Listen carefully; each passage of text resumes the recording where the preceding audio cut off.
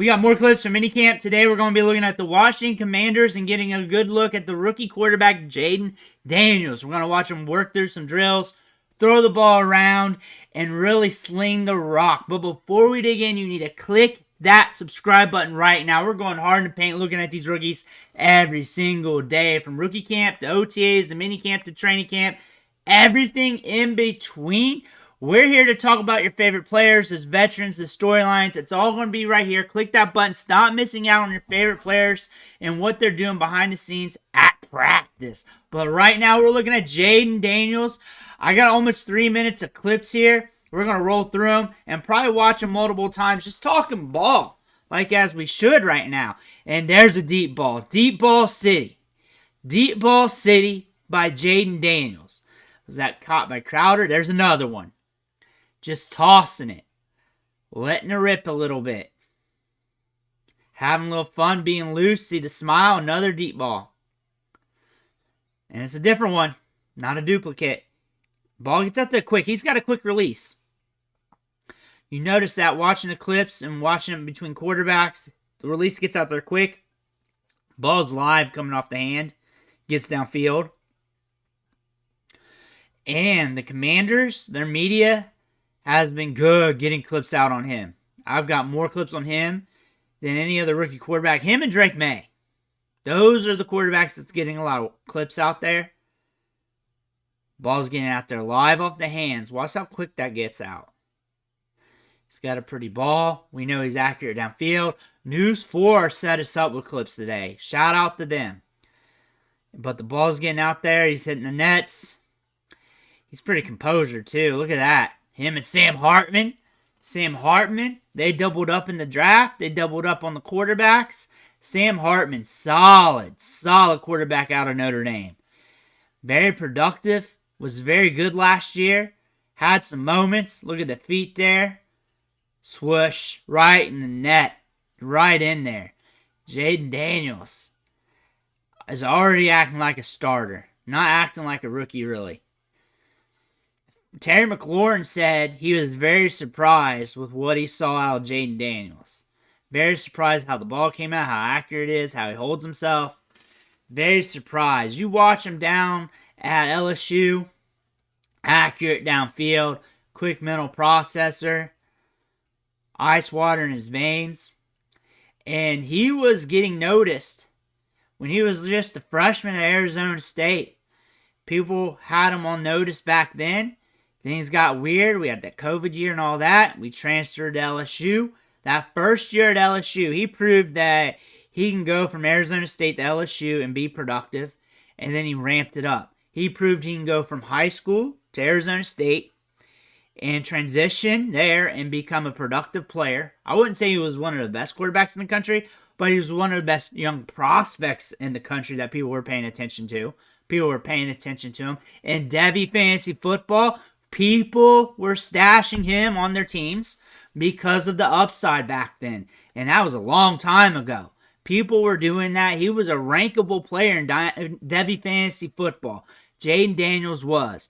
Then we had some low points, and then we dug ourselves back up at LSU, especially that first year there. You knew something was coming out with him because he was starting to string along those games of production, and he was looking good. He was looking good, especially middle of the season, that first year at LSU.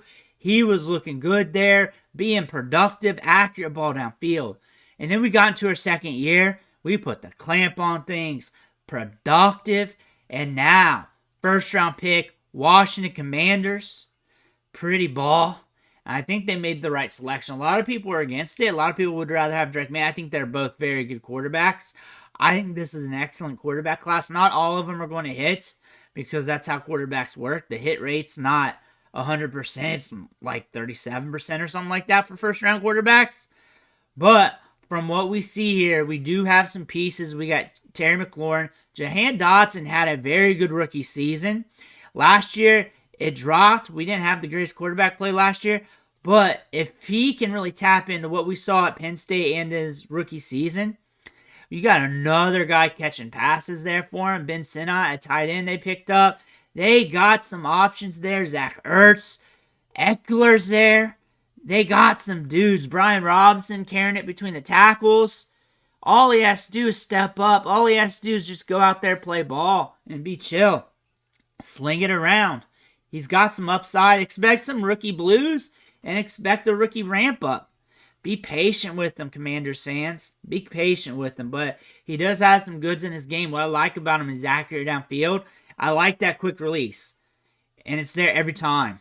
It's there every time. Whether he's just playing pitch and catch or they're doing 7-on-7s, it's there every time. Where do you see it at LSU? It's there every time. He's had it throughout his collegiate career. Just getting better, too. He was a player that was getting better. He got better at LSU. He got better from when he was a freshman to when he transferred. Now you're looking at a player that's got the keys to the car of the Washington Commanders. And when you look at him for fantasy football, cheap option with a lot of upside because he can run it. So he can get you that rushing floor for redraft if you're going later around quarterback. Let's see where he goes in ADP once we get to August for that. Also for Dynasty, for his value in Superflex, he's still pretty cheap. He's still a guy that you can get on the market. He's kind of liquidable depending on your league, obviously. But he's more liquidable than like a Caleb Williams. But he's got that rushing floor. He really should be more like the 102-ish functionality-wise in Superflex. But we like Malik Neighbors. We like Marvin Harrison Jr. That's understandable. 1 QB. Honestly, you're not drafting quarterback until the ick is there for the wide receivers and running backs. So it really depends on what's going on. But Superflex, I like him at the value. I think he's a great value, a great get, especially with the floor from the rushing production. He's got an arm on him. He's got some weapons here. He's a player that you can catch on the cheap compared to his draft capital, what we saw from production, from what we're seeing on the field, from what we saw on tape. A player that you can catch at a good discount that can give you a good ROI if he starts flashing here during his rookie season. What does that tell me as a fan, as a Commanders fan? It tells me that people are sleeping on you a little bit, but it also tells me that you got a talent here that could exceed expectations. It tells me that you're not too bad considering you were one of the top picks in the draft, and you still got some functional players around them to help them develop. That being said, Jayden Daniels could be a surprise player here in 2024. Let me know what you think in the comments below. Make sure to hit that subscribe button on the way out. One thing for watching. Catch you on the next video.